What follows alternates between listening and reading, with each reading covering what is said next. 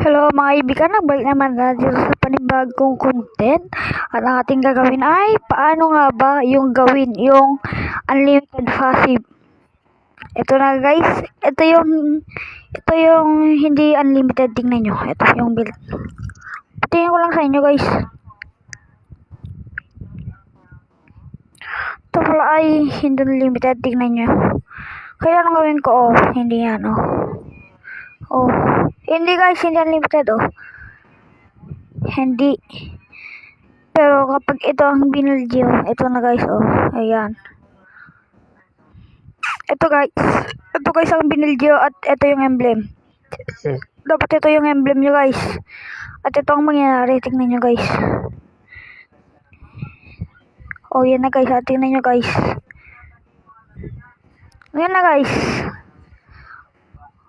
Yan na guys oh. Ay. Oh, yan na.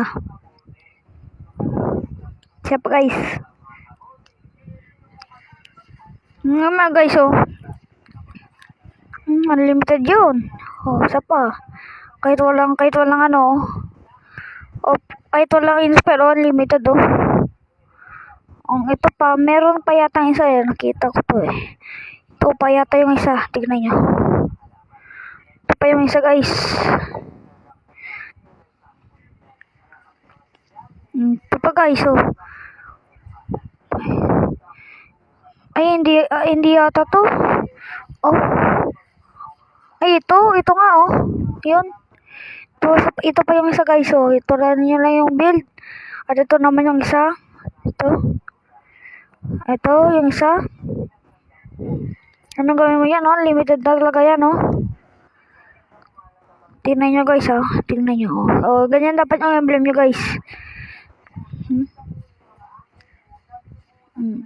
Lang, salamat sa pag-watch sa aking video. Like, share, comment, subscribe. See ya!